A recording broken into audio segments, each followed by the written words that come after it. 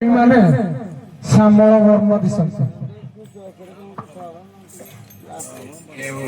ପୌରାଣିକ ଯୁଗୀୟ କଥା। ପୌରାଣିକ ବହି ହେଲା ବାୟୁ ପୁରାଣ। ବାୟୁ ପୁରାଣ ନା ଆଜ୍ଞା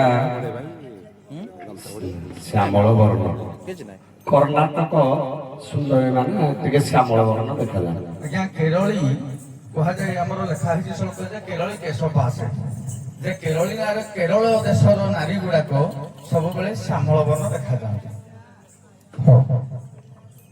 ସାର୍ କଣ କଥା ସାରେ ଟିକେ ସାଇକେଲ ମା ମାନେ ତମ ରାତି ସାରା ଦେଉଥଲ ନୀତି ପଢୁଅଛ ପୁରାଣ ପୋଥି ତିନି ନାରୀଙ୍କର 15 ପତି ଉତ୍ତର କହିଲେ ଲାଗିବ ଶ୍ରୁତି ଆଉ ସେଥିରେ ନୁହନ୍ତି ଦ୍ରୌପଦୀ କୁନ୍ତିକି ଛାଡ଼ିଦେଲା ପରେ 3ଟା ମାଇକିନା କିଏ 15ଟା ଅଣ୍ଡିରା କିଏ? ଆଜ୍ଞା ଗଙ୍ଗା ଦେବୀ, ଏକ ବଳବାଗ ମତା, ଆଉ ଜଣେ ହଉଛନ୍ତି ସୁମତି। ହେଲେ 3ଟା ଯଦି ନାରୀ ବାହାରି ପଡ଼ିଲେ 15ଟା ଅଣ୍ଡିରା କିଏ? ବାପା କବି ମୁଁ ଆଉ ନ ପଚାରି ବୋଲି ମାନେ ଅଛି। ତମେ ଏଇଟା କଣ ଜାଣିଛ? ଇଆଡେ ଆସ, ଏଇଆଡେ ମୋ କତିକି ଏଇଠିକି ମୁହ କତିକି ଆସ। କଣ 3 ନାରୀଙ୍କର 15 ପତି ଉତ୍ତର କହିଲେ ଲାଗିବ, ସେଥିରେ ନୁହନ୍ତି ଦ୍ରୌପଦୀ କୁନ୍ତିକି ଛାଡ଼ିଦେଲା ପରେ 3ଟା ମାଇକିନା କିଏ 15ଟା ଅଣ୍ଡିରା କିଏ? ଦେଖିଲେ କାମ ସରିଲା। ବହୁତ ବଢିଆ, ବହୁତ ବଢିଆ।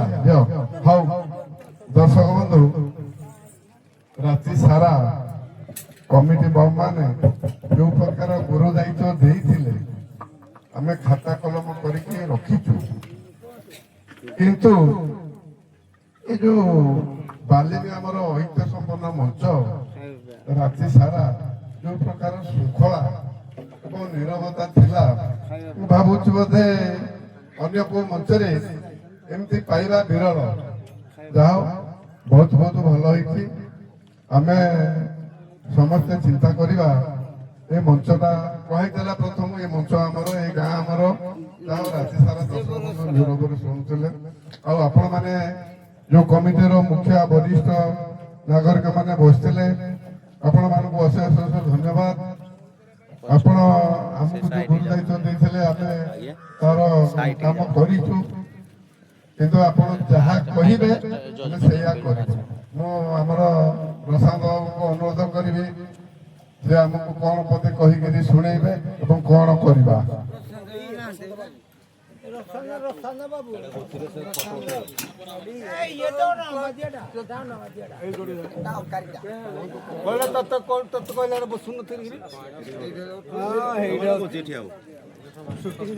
ସବୁବେଳେ କ୍ୟାମେରା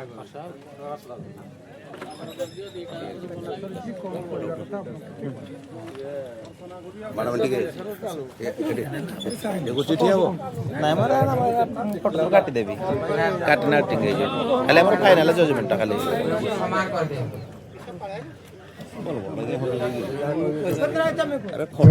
କରୁଛ।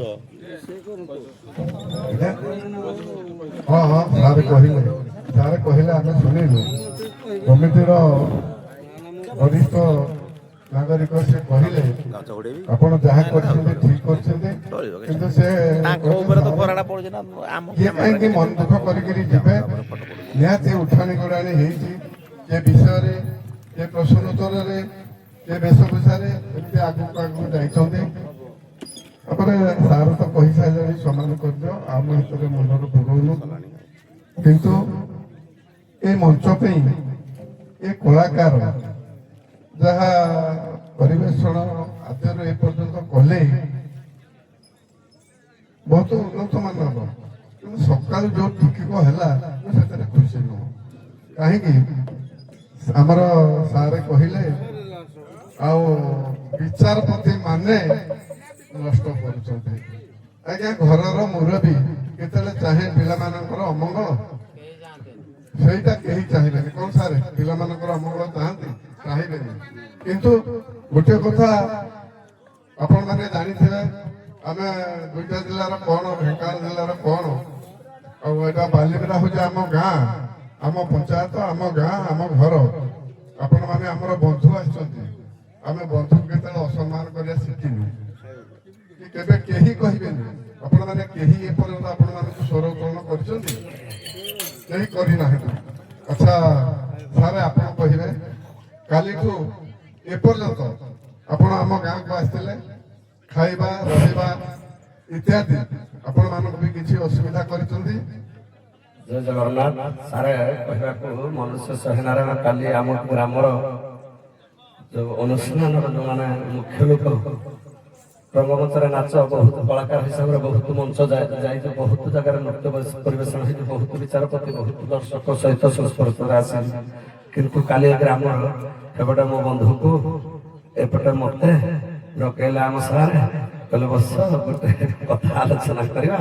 ଆଉ ଯାହାକୁ ବସେଇଲେ ଚୌକି ଦି ଖଣ୍ଡ ଦେଲେ, ବସେଇକିନା ଆଲୋଚନା କଲେ, ଆପଣ ମଧ୍ୟ ଉପସ୍ଥିତ ଥିଲେ। ତେଣୁ ଏଇପରିକା ନ୍ୟାୟୋଚିତ ମାନେ କଥାବାର୍ତ୍ତା ବିପଦ ଅନ୍ୟ ମଞ୍ଚରେ ଅବଶ୍ୟ ଆମକୁ ଦେଖିବାକୁ ମିଳିନଥିଲା। ଏଇଟା ଆମେ ପ୍ରଥମତଃ ଦୁଇ ଦଳକୁ ପ୍ରଥମରେ ଯଦି କ୍ରିକେଟ ଖେଳ ହେଲେ ଦୁଇ ଦଳ କ୍ୟାପ୍ଟେନକୁ ଆଗଠୁ ପକେଇକିନା ଗୋଟେ ଯାଇ ହେଲେ ଗୋଟେ କଥାବାର୍ତ୍ତା ହୁଅନ୍ତି, କିନ୍ତୁ ଏଇପରିକା ମଞ୍ଚ ଲାଗିଲା। କିନ୍ତୁ ଆଜ୍ଞା ଖାଇବା କଥା କହିବାର ସେ ବର୍ଣ୍ଣନା ବହୁତ ଆପଣ କହିବା କଥା ମୋଟାମୋଟି ଉପରେ ଆମ ଗାଁ ଆପଣଙ୍କୁ ବହୁତ ବହୁତ ବହୁତ ଭଲ ଲାଗିଲା। ବହୁତ ଭଲ ଲାଗିଲା। ସାର୍ କଣ କେମିତି ଟିକେ ଆରେ କହିବେ? ଆଦ୍ୟ ଆରମ୍ଭରୁ ପ୍ରାନ୍ତ ପର୍ଯ୍ୟନ୍ତ ଯେତେ ଖୁସି, ଯେତେ ଆନନ୍ଦମୟ, ଇଏ ତ ଆପଣଙ୍କ ମତ ଯୋଉଟା ଥାଏ। ମୁଁ କାହିଁକି ଏଇଟା କହିଲି ଆପଣ ଟିକେ ଚିନ୍ତା କରିବେ, କାହିଁକିନା ଏଇଟା ମେସେଜ ରହିଛି, ୟୁଟ୍ୟୁବ ଲାଗିଛି, ସେଥିପାଇଁ କହିଥିଲି କଥାଟାକୁ। ଯେ କିଛି ଜଜେସ୍ ଅଛନ୍ତି ଯୋଉଟା କି କଳାକାର ମାନଙ୍କୁ ମାଡ଼ ଲଗେଇ ଅନ୍ୟମାନେ ଅଶୋଭନୀୟ ମାନେ ଶୋଭନୀୟ ଶାନ୍ତ ପାଉଛନ୍ତି।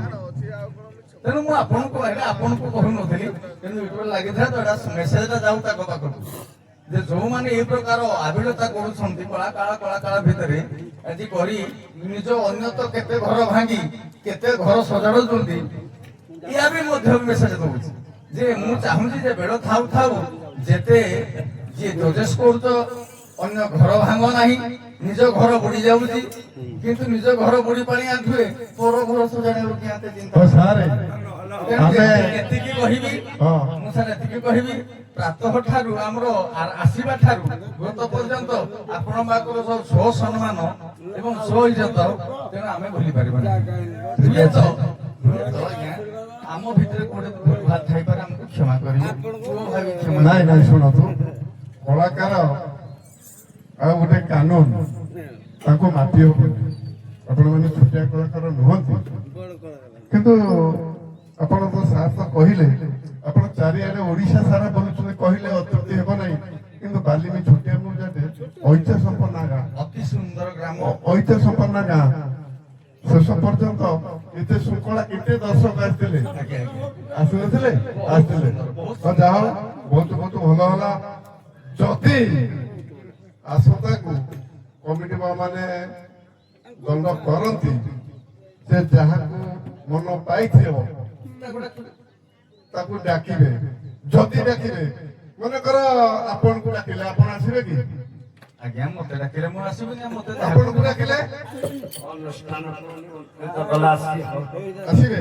କିନ୍ତୁ ମୋର ଅନୁରୋଧ, ତମ ମାଲିକ କଥା ଆମେ ଚିହ୍ନିନୁ, ହଜାରେ କମରେ ଆସିବ। ଆମର ଯାହାକୁ ମନ ପାଇଥିବ ହଜାରେ କମରେ ଆସିବ, ଆସିବ ତ?